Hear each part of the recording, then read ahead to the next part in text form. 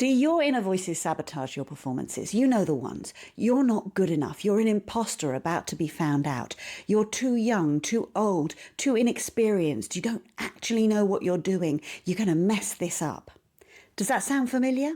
These are the inner voices that whisper or shout in almost every performer's head, whether they're about to step out on stage, speaking up in a meeting, or simply wanting to show up in their lives. But you can quieten those voices. And today I'm going to tell you how I did just that, how I do that when they crop up again, so that you can do it too.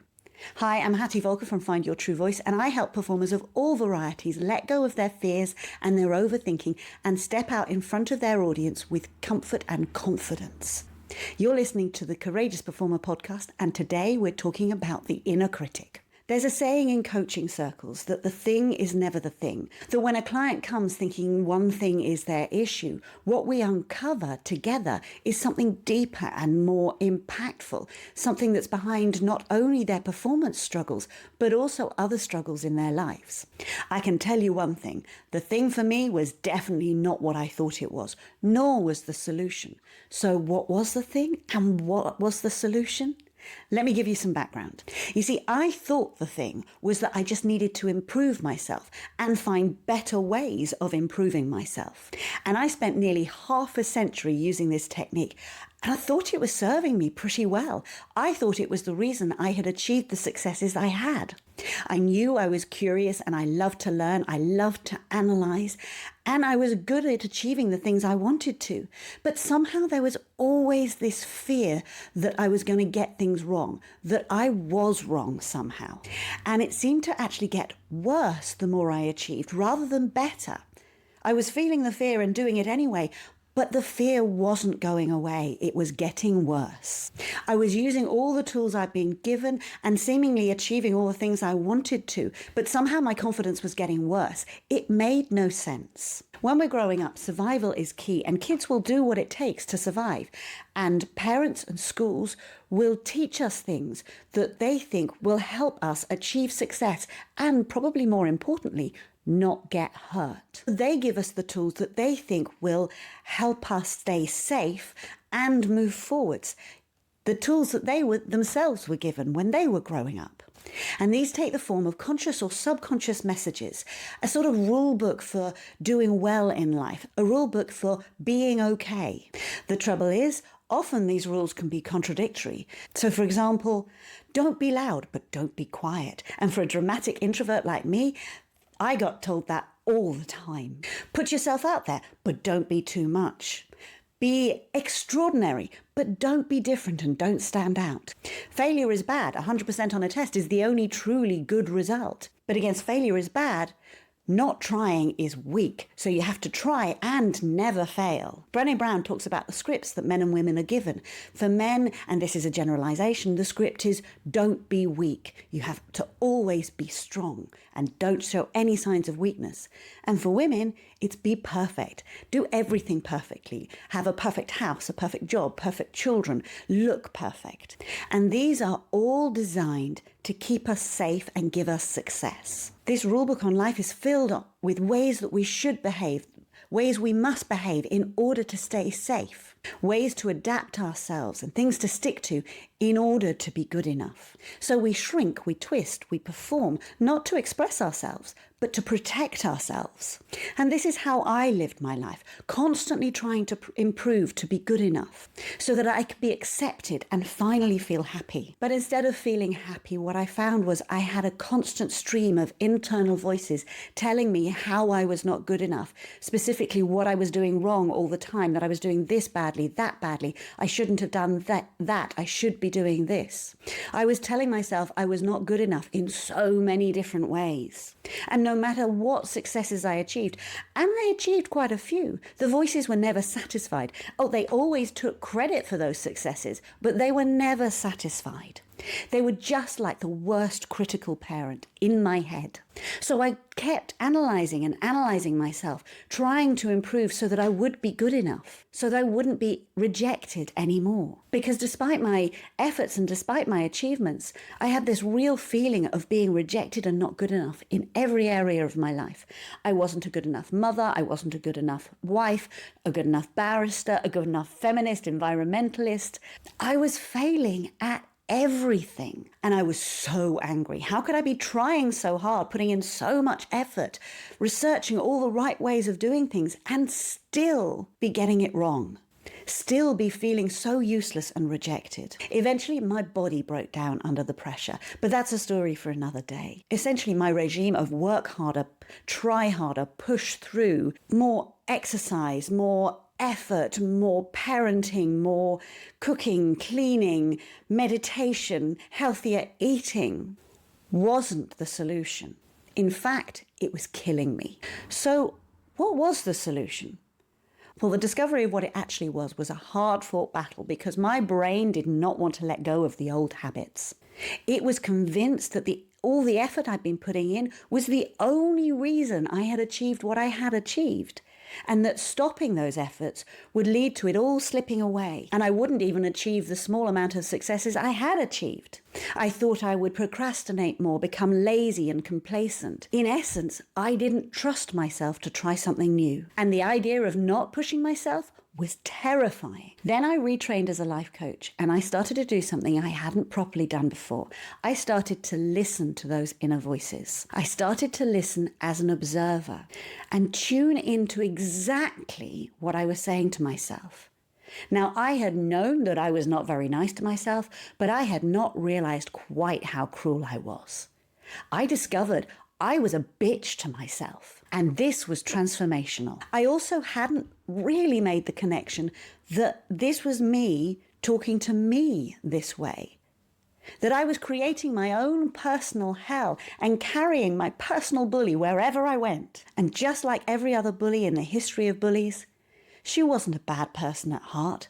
She was scared. She actually wanted the best for me, and she was using the tools that she had been taught. She was so terrified I wouldn't do my best that she was shouting at me in order to try and get me to achieve my best. She thought the best way of me achieving my best was to follow the rules, find my flaws, fix them, try harder, work harder, be the perfect weight, height, volume, level of clever. She wanted me to be safe, and like a critical parent was shouting at me to try and achieve that. Understanding my inner bully, not shutting her down, but listening to her and hearing what she was truly afraid of was my first step in the journey. It was terrifying to do, but it was transformational.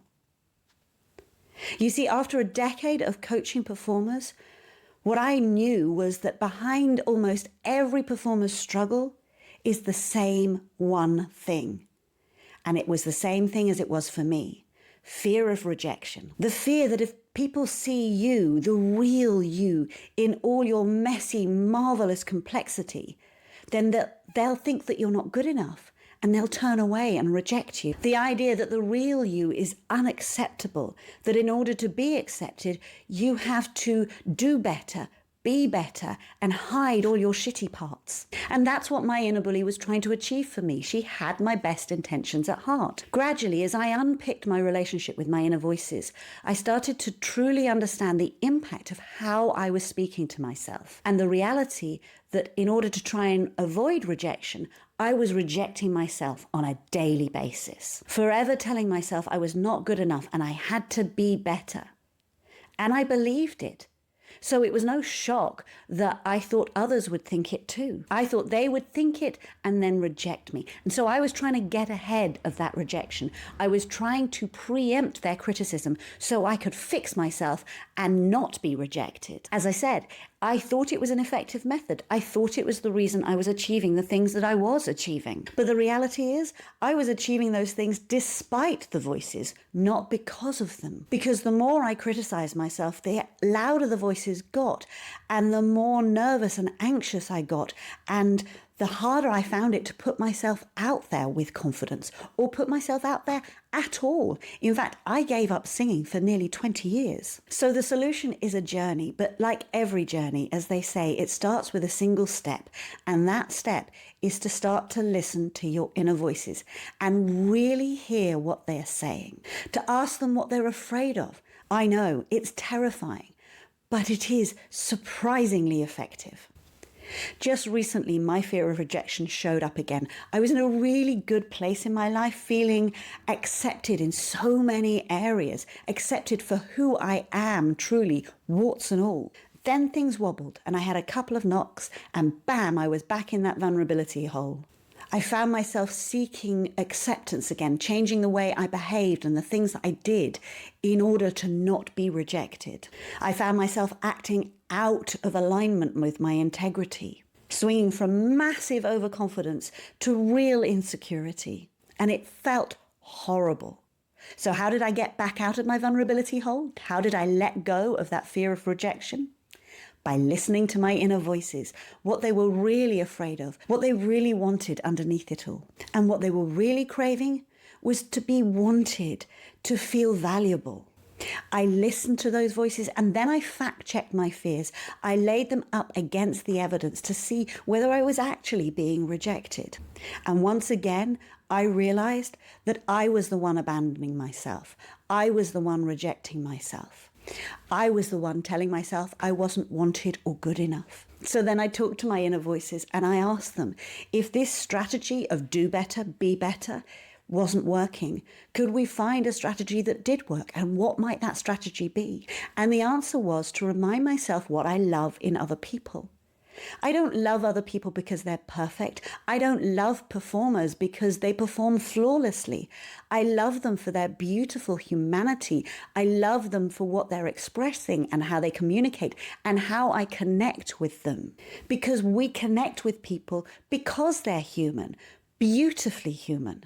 So I reminded myself that I'm okay as I am. Yes, I can do lots of things better and I can work at that, but I am okay as I am.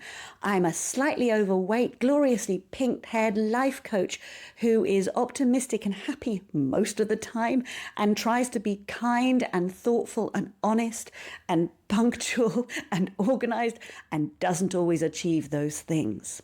But I'm okay as I am. When I tapped back into that, it was like a weight had been lifted, like a light had been turned on again. Oscar Wilde is attributed with having said, "Be yourself, everyone else is taken." He didn't actually say it, but in any event, I prefer be yourself. You will only ever be second best at being someone else. The only person you can be best at being is you, so be you. Not everyone will love the you that you are, because there is no universal acceptance. There's no perfect that you can be that would make everybody love you. But as long as you're the one repeatedly telling yourself you're not okay, you are guaranteeing rejection. And that keeps you in a state of anxiety and staying small. But when you tap into who you truly are, you will discover that you are warm-hearted, kind, and amazing. And the only things getting in the way of you being that and believing that are your fears that you're not. Your fear that at your core, you're not good enough. And if you show your core to people, they will see that you're not good enough. But that's not true. When you stop rejecting yourself, you will find it easier to be yourself. And when you can be yourself without that fear, you will start to show people your inner gold. And when they see that, you will find there is more acceptance for you. And you will also start to realize that there's so much less rejection than you thought there was. As I said, it's a journey and I'm still on mine, but it's an amazing, beautiful journey. If you feel like you'd like to go on that journey and maybe you'd like some help, a guide or a friend to help you discover the you that you truly are, the you that doesn't need fixing, it just needs space and permission to express itself, who it truly is, then book in for a backstage review and let's have a chat. It's not a quick fix. It takes real investment of time, money, and energy. But it is transformational and it will transform not only your performing, but your life. I'm Hattie Volker from Find Your True Voice and you've been listening to the Courageous Performer podcast. Now go and be unashamedly and beautifully you.